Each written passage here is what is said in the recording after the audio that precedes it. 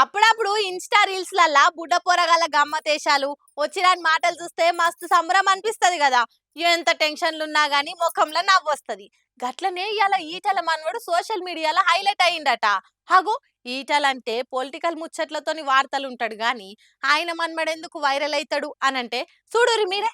ఇలా నామినేషన్ వేసే పండుగ సాలైంది కదా. మల్కాజ్గిరి ఎంపీగా నామినేషన్ వేస్తేందుకు ఇంట్లో పూజ చేసి దండం పెట్టుకుని బయలుతుంటే అందరు ఆల్ ది బెస్ట్ చెప్పుకొచ్చిరి ఈటల సార్కు. అట్లనే ఈటల రాజేందర్ మనవడుండి వచ్చిరాని మాటలతోని ఎట్లా స్లోగన్ ఇస్తున్నాడు చూడురి. జై బీజేపీ, జై బీజేపీ, జై బీజేపీ, జై మోదీ తాత, జై మోదీ తాత, జై మోదీ తాత, జై మోదీ తాత, జై శ్రీరామ్, జై శ్రీరామ్, జై మోడీ తాత, జై బీజేపీ, జై ఈటల అనుకుంటే ఎంత ముద్దుగా అంటున్నాడో పోరాడు. ఇట్లా శిల్క పలుకు లెక్క మాట్లాడే వరకరా పార్టీలతో సంబంధం లేకుండా ప్రతి ఒక్కరు ఈ వీడియో చూసి మురో పట్టిరు. పోరగాడు ఇప్పుడు ఎంత హుషారున్నాడు రో అని అనుకుంటే కామెంట్లు చేయబట్టిరు. కానీ ఏ మాట కామాటే.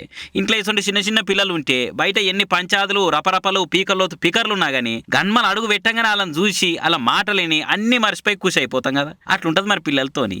ఎందుకైనా మంచి జర జమున మేడము పోరానికి జీడి గింజలతో దిష్టి తీసేరి.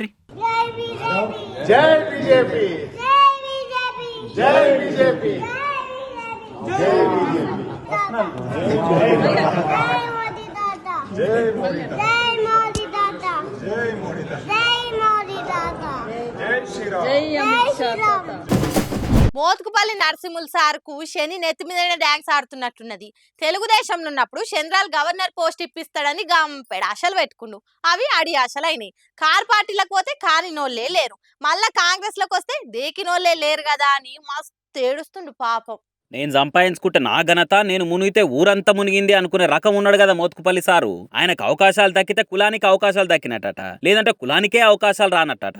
మరి పదవులున్న రోజులు 10 మంది కులస్తులకు ఏమన్నా కుసలాగుండే పని చేసి పెట్టిండు మోత్కుపల్లి మోతవరి గారు. బాబు పక్క పంటి ఉండి ఆకాశానికి ఎత్తిండు. గవర్నర్ కి రాకపోయే వరకల బండేడు మన్న ఎత్తిపోసిండు. కార్ పార్టీలో చేరి ఎమ్మెల్సీని అయితాన ఆశలు పెట్టుకున్నాడు. 10 ఓట్లు కూడా తేలేని అవుట్డేటెడ్ లీడర్ అన్నట్టే కార్ పార్టీలు పక్కకు పెట్టిర్రు. మళ్ళీ పోయి కాంగ్రెస్ లో చేరిండు. ఈయన పతారేందో తెలిసి వాళ్ళు కూడా సీట్ ఇయ్యలేదు. అంతే, ఇక ఆయనకు సీట్ ఇవ్వకపోయే వరకల కులానికే అన్యాయం జరిగింది. నాకు సీట్ ఇస్తే కులానికి న్యాయం అయ్యేది, నా కులస్తులందరూ బాగుపడేటోళ్ళు అన్నట్టు దొంగడిపిలేడుస్తున్నాను అంటున్నారు సారు సామాజిక వర్గ పోలే. మొన్నటిదాకా సీఎం సార్ ను పొగిడి ఇప్పుడు సీట్ ఇవ్వకపోయే వరకల దుర్మార్గుడు దుష్టుడు అని తిట్టిపోస్తున్నాడు. సేమ్ ఇంతకు ముందు కేసీఆర్ ను చంద్రాలను తిట్టినట్టే. మరి ఇటువంటి లీడర్లకు ఎవరు పిలిచి సీట్లు ఇస్తారు? కాంగ్రెస్ లో ఉన్న రాజకీయ సామాజిక పరిస్థితుల వల్ల మాదిగ కులానికి ఈ ఎంపీ సీట్లలో ఒక్క సీట్ అని ఇయ్యలేదు వాజీవే. కానీ నాకు ఇయ్యకుంటే మాదిగ కులానికే అన్యాయం అయిపోయిందని బొబ్బ పెట్టుడేంది? ఈయన రాజకీయ స్వార్థానికి కులాన్ని వాడుకుంటున్నాడు గానీ కులానికి ఏనాడన్నా గింత మంచి చేసిండా అని మస్తుగా మండిపడుతున్నట సార్ గురించి ఎరికైనోళ్ళు.